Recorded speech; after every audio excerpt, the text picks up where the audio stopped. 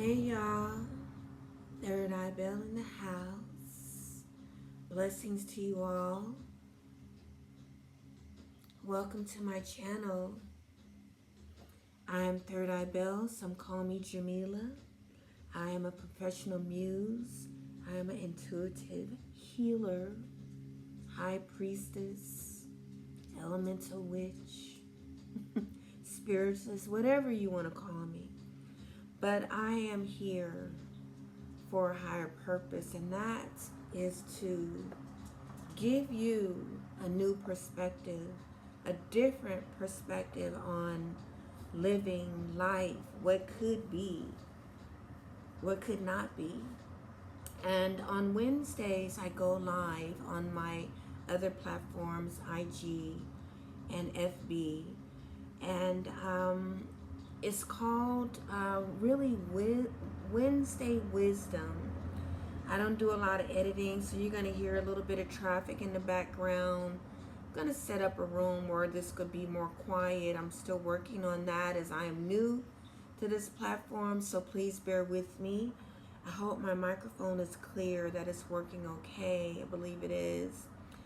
On Wednesdays, I have a book club, basically a live book read that I do. And I started this maybe about 6 months back. I'm going to turn down the sound a little bit. About 6 months back, I'm re-cleansing my space, by the way, as I just finished one session and I'm on to this. And it seems to be beneficial for learning. And the book that I read on Wednesdays when I do this is Living Untethered, is what I'm working with right now. It's by Michael Singer. And it's an excellent book for raising awareness, for working with higher self, for living in the moments, for mindful meditation, just to even get your thoughts on track so that you can be progressive in your business, progressive in learning in your personal life. And first and foremost, learning how to live in this body that we encompass as soul beings. When we decided to take this journey and embrace this body and get into it, it came with instructions, but the only thing is that we forgot them. We forgot what the instructions are for self-care. So we're out here just navigating, trying to figure it out. But then we have people like Michael Singer who gives us a new perspective on how to walk this journey as a soul being inside a human body. Okay, so I read this on my IG. I do a live read every Wednesday, one chapter at a time. And we're on chapter 21 now, which is section number 5, The Heart. I would recommend you go and get this book. And if you're on IG, join me there, for a live read. I usually start between 8:45 at the latest. And I read one chapter. So here, what I've decided to do, if you just would like to get the summary, I've condensed it to where I'm not going to do the live read, but go through the chapter with you here on this platform, and hopefully it will be beneficial to you. It's regarding matters of the heart. And we look at this day on Wednesdays. This is what you call the hump day, the day where you need that extra push to get through your week, whatever it might be. And something like this can be really beneficial. In this chapter, he's discussing understanding emotions.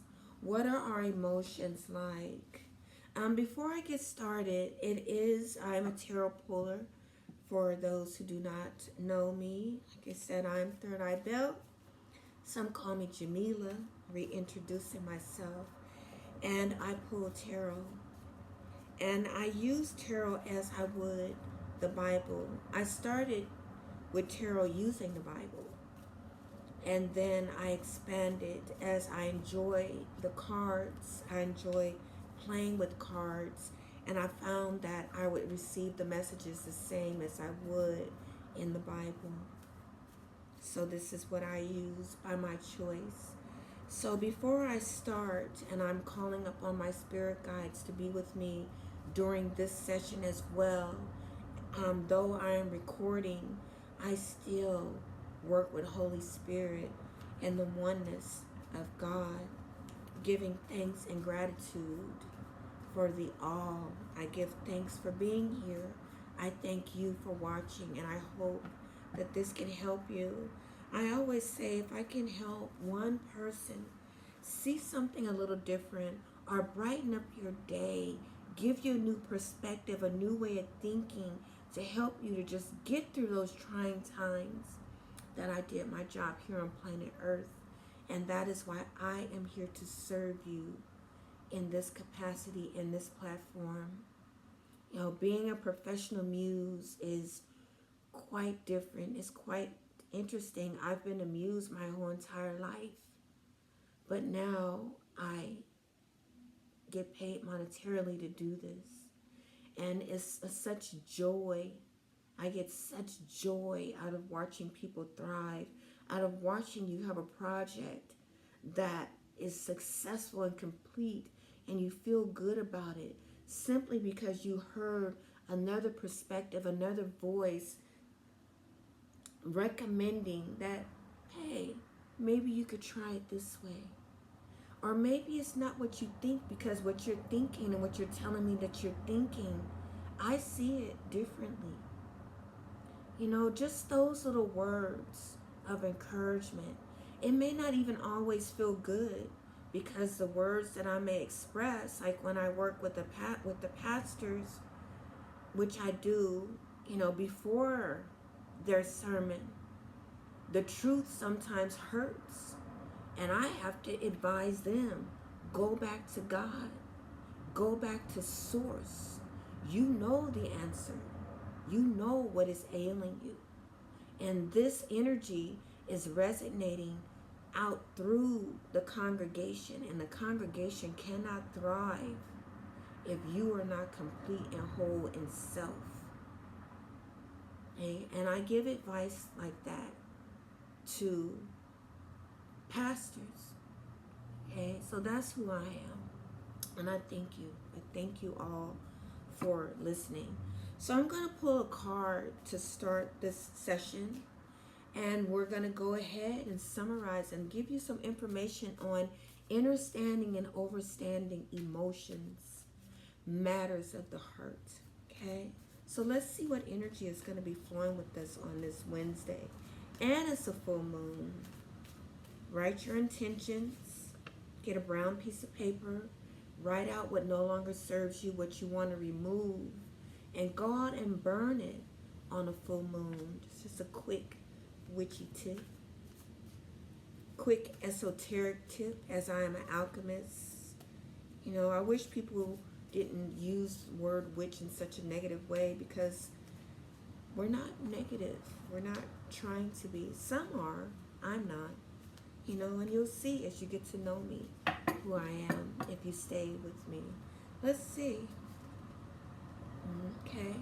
So the card that's resonating right here is actually quite interesting, considering this is the Nine of Swords coming in upside down on this read.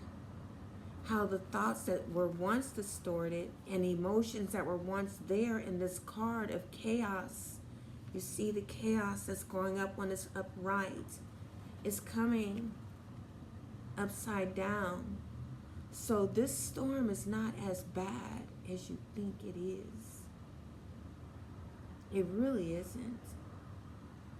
You know, this could be chaotic, because this is chaos in your thought process when you're looking at it this way. But we're flipping it with it being upside down, is that we're removing the chaos in your thought process. We're removing the chaos in your heart. And that is what this session is going to be about. That is what the summary of this book is going to be about. Removing the chaos in your heart to complete a cycle. This is an ending of something, getting ready to go to the end, which will be a 10. This is a completion, removal of source, removal of something that is no longer serving you. And here I'm sharing how to do that based on emotions.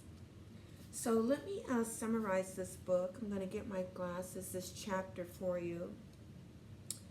Wonderful book. I advise you go out and buy it and put it in your library. So what the author is saying in this chapter, which is Understanding Emotions, chapter 5, the heart. Okay, I won't go back any further. You can check out my Instagram lives if you want to know a little bit more about this. Going backwards, we're going to move forward from here.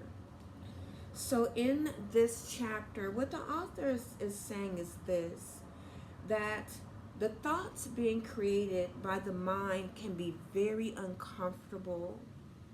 Okay? He's saying that on top of this, there is something else we experience inside that can even be more disturbing than a thought. And that is emotions. So emotions is really like a wheel, a constant circular motion.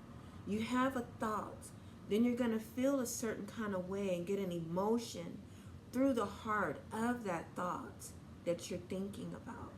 And then you're going back into another thought. So it's a constant wheel, a constant circulation that's going on here with mind, body, and soul. So the author is explaining this, and so let me kind of just share. I'm doing it in a summary, as I said. He explains in this chapter that emotions are very different from thoughts, that most people don't even bother to separate your thought and emotion, and you should. It is very essential for your higher purpose to be able to see and separate the two. And that's what he's discussing here.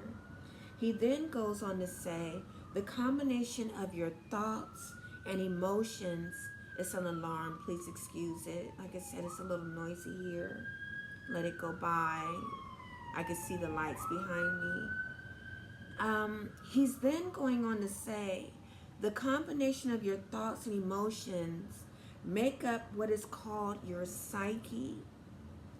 And this is me speaking now. And in the psyche, what lives in there that's really strong is the ego. Okay, the ego self. And I'm going to be doing lives on the, I'm going to be doing videos on this, sharing this with you on how the psyche operates and how it can stop you from transmuting energy in a way that's going to be beneficial and help you to thrive in life, for your happiness, for your wealth, for your health, first and foremost, above all self, above all else. Take care of yourself. I don't do editing, y'all.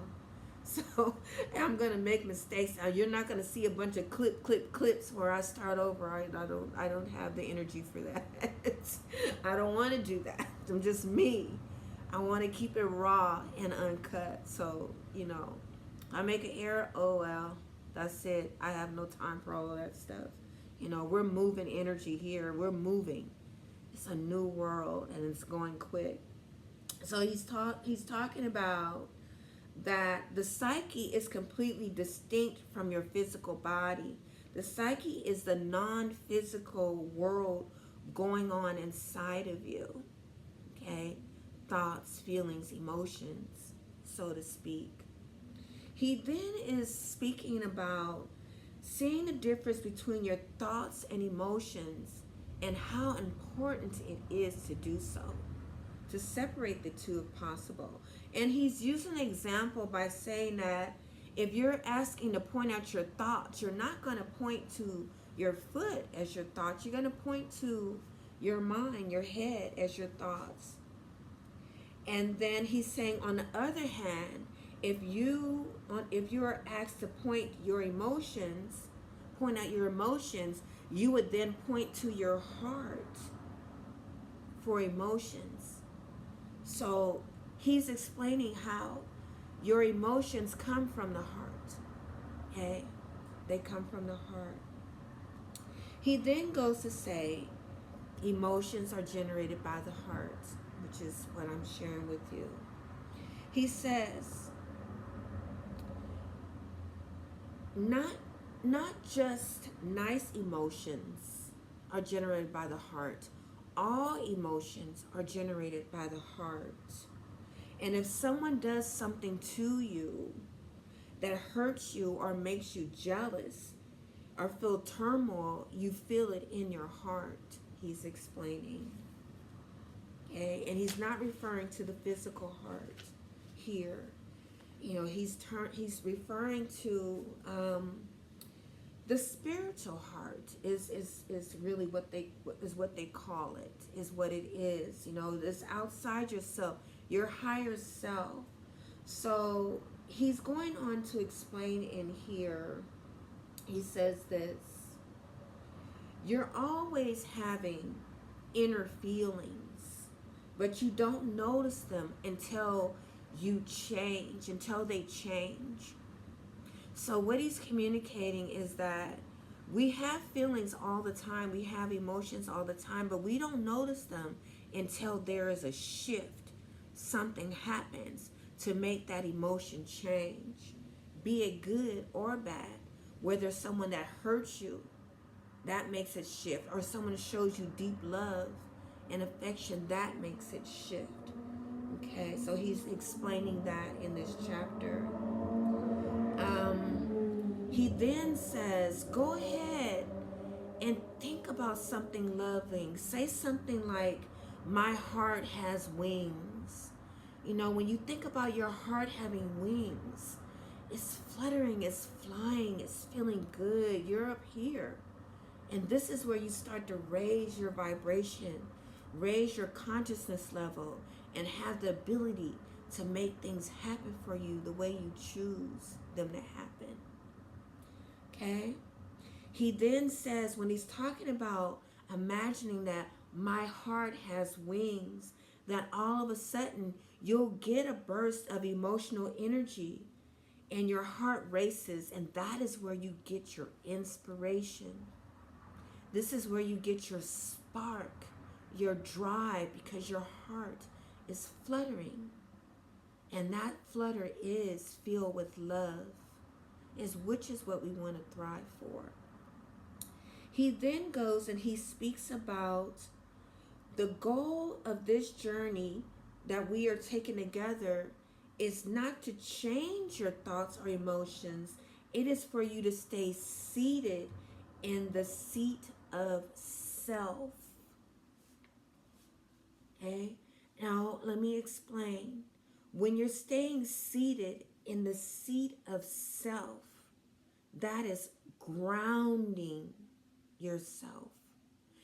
Being one, being aware of self. Being aware that you are having this thought, being in that moment, in that thought, knowing that it's there. That is self-awareness, being oneness in self, being seated in self, he's saying, while accepting these different shifts that are taking place. So having the ability to remain grounded in self while going through these emotions is an ultimate goal that we all should strive to do. Okay, so let's see what else he's summarizing in here. He then says this: from this vantage point, when you do this, the emotions can change. You can notice them changing, but you don't go anywhere. You ride in that moment. You ride in that wave, is what the author is communicating. He then goes on to say, you remain the one who notices the emotions, hears the thoughts, and looks out through the eyes. You do that. Okay? He then goes and asks, who is it that is doing that? Who is the one? You are the one doing that. And what this author means when he's talking about one and oneness, he's talking about you in the Trinity form, actually, mind, body, and soul. The one, the oneness. And he always communicates this way, and that's what I love about this book and this author. He then goes to say this: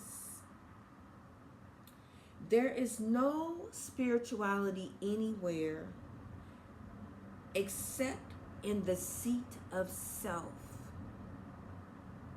And so the author is saying that you are the person, you are the one that practices the spirituality, the higher spirituality. You are spiritual because you are spirit encompassing a body. And think about that and ponder over that and remember that you're special, star seeds. Know thyself. Okay? He's saying here, the author, spirituality is about spirit and about seat of self is spirit. The seat of self is spirit. And I feel that was a beautiful message to communicate in this session. So he's advising that you go and you sit back in the seat of and witness consciousness, witness self, the seat of self-awareness. Okay? He says, watch your emotions. Okay? You can, to help you to watch your emotions, this is a tip that I have, that you could step outside yourself and look down at self through your mind. Close your eyes, picture yourself. You can do this several times throughout the day. Take a time out to go in the oneness. This is called, it's a meditation practice. Going into oneness, self-awareness. Taking a look at, how am I feeling at this moment? What am I doing at this moment? How do I feel about it? You know, and breathe through it if it's not feeling so good. Breath is everything. Breathing in and breathing out. Holding onto stomach, holding onto heart, and feeling breath is everything. And you can find that oneness in self through breath. And if you're in a public place, just do it softly so no one even has to notice that you're in this oneness of self and breath and self-awareness, being aware of your emotions and feeling them and noticing them and watching them, and still continue with what you were doing. Okay? So to summarize, he's saying that if you pay attention, you will notice emotions can be like a sensation of wind flowing over you. Wind can be very uncomfortable, the author is saying here. And it also can be like a gentle breeze. So you know how people, they talk about you had a whirlwind of emotions or a whirlwind of thoughts? It's communicating that sort of thing. So you think about it in that way because those statements are true statements and the author is communicating this. He expresses how wind can be very frightening, you know, but though it can be like a hurricane and blowing in your face, the ability is that you're going to make a big effort and notice it and try to handle it, he's expressing. He says emotions are very sensitive vibrations emanating from the heart. and they shift very easily. He says the heart is much more sensitive than the mind, and we have much less control over it. And I'm speaking on that, because when it comes to matters of the heart, they're in the Bible, and I love the Bible. I use the Bible, I read it. I started doing tarot based on the Bible, but there's a section that pastors like to pull out to talk about the heart being treacherous. But the heart is truly not treacherous. It's the thoughts and it's the mind that makes it appear treacherous. And then you can turn treacherous because of the thoughts. But your heart is not treacherous. You must listen to your heart. Your heart will tell you the truth if you follow it. But it's that thought that comes up and the ego that comes with it that changes the whole dynamic of it. And that's what we got to work on. So he then gets ready to close out the chapter by talking about how the heart bubbles up like a spring, and the heart is a source when you look at it as a spring bubbling up. And then he says, when the water hits the surface, it creates ripples in all kinds of patterns. Okay? And that is what he's explaining happens to us with our emotions, with our vibration. So that's when we come with vibration. And he goes down to talk about that. He's saying your heart is releasing energy of a given vibration at a high rate when you're happy, and at a high rate also when you're in fear. But it's a different type of vibration when you're feeling fear of the lower realm. And our mission is to go to the higher realm, still get that fast beating vibration like the springs in the water, but at a rate that we can work, that we can thrive, we can be happy, we can manifest. Okay, and that is the mission when you're working with your heart. Okay. He then goes to say and says that people really don't understand their heart. The heart is very few people, he's saying, that understand their heart.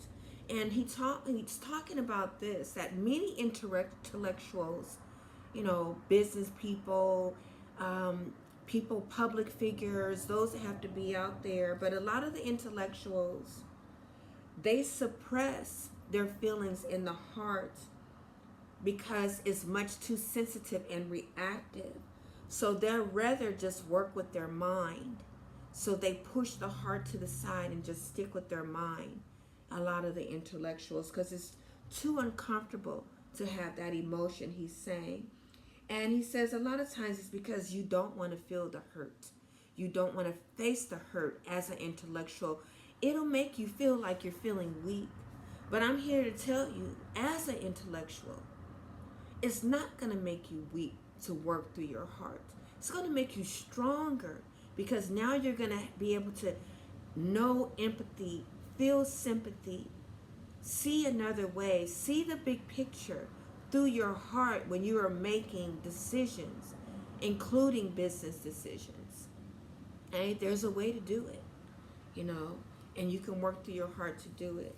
He then goes on to say, a lot of people try to avoid the heart because somebody hurt you in the past. So you feel uncomfortable. You don't have to worry about who hurt you in your past, because once you learn to work with your heart, what they did in the past, the hurt won't be so bad. And when it comes to matters of losing loved ones, if you're working with your heart, you heal a little bit differently because you're removing some of the excess pain, and you can start to see that person that you lost, that loved one, through the love that they emanated, calling upon that ancestor energy to be with you in your heart and feel their love, remembering them through the love, not the loss of losing them. Because the loss of losing them is the ego. Okay? So the author doesn't discuss that. That's me sharing my wisdom on this Wednesday with you. But I'm getting ready to close out how he closes his chapter. He's saying that